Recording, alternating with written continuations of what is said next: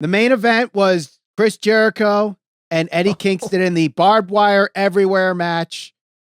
Now, there should be an asterisk on Barbed Wire Everywhere because they missed a spot, which was the ropes facing the hard cam, which I understand why they didn't, because it would block your view, but still, like, you're calling it Barbed Wire Everywhere, and literally the thing center of the camera has no barbed wire. Nonetheless, the microphone has barbed wire on it. The bell has has barbed wire on it. There's barbed wire tables. There's barbed wire ropes.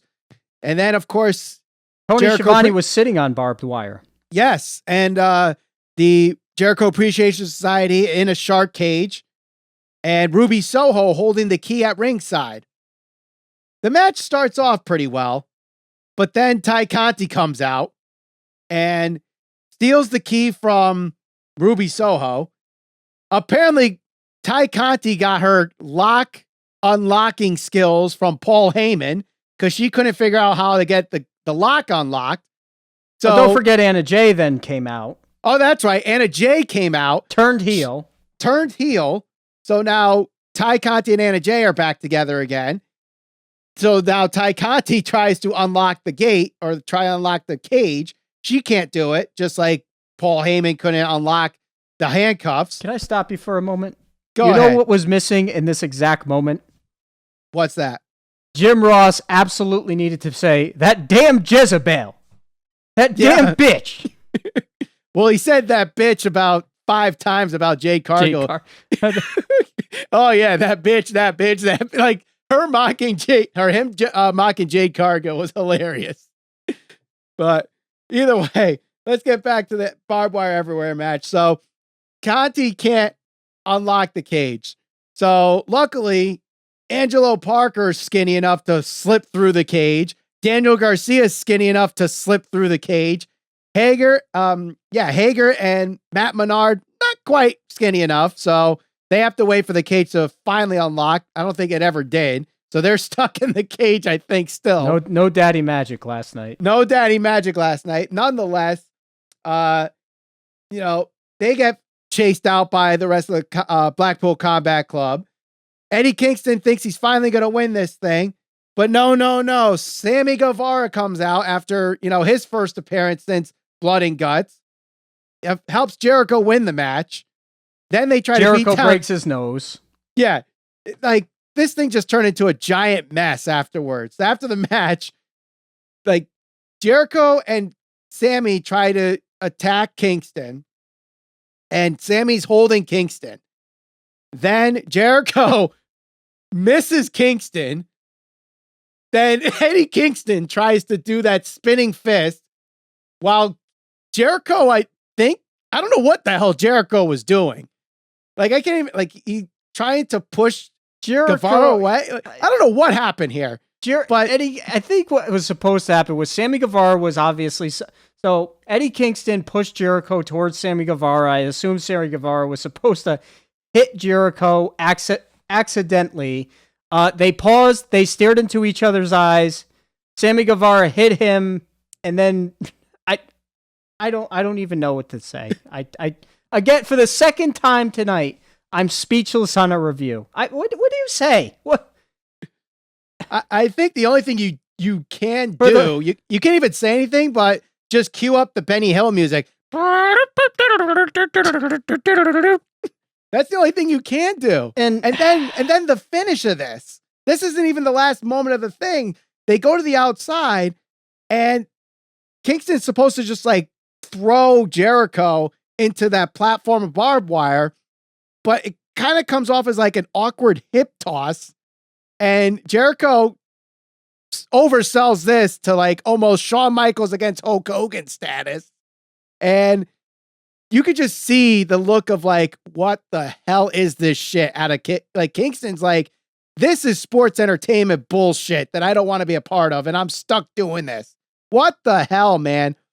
And on top of that, the wrong man won this whole thing. Kingston should have won. This should have been his crowning moment of beating Jericho. Nice send off to the end of the feud. Now I'm is this feud really over? I don't know.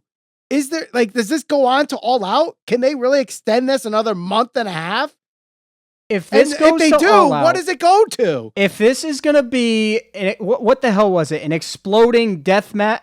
I'm telling you, Barbed Wire Everywhere match. No. If it goes to All Out and we have another Omega Moxley exploding ring whatever match, you're doing the review by yourself because I'm not doing it. I'm telling you now, I won't watch it.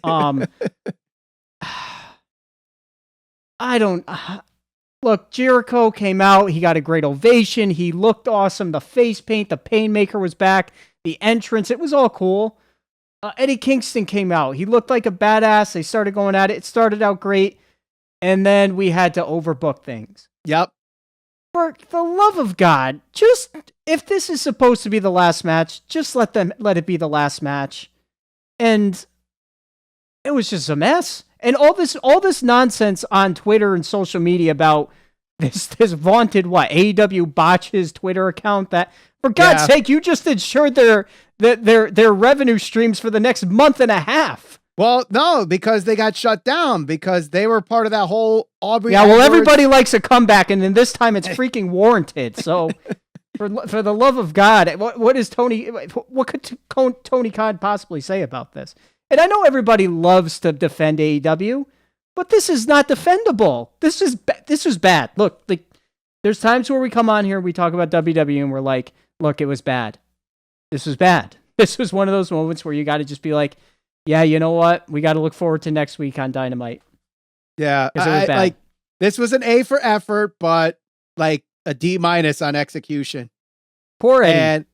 And seriously, poor Eddie, because this wrote for itself. And I don't know if it's Jericho. I don't know if it's Tony. I don't know if it was a combination of the two.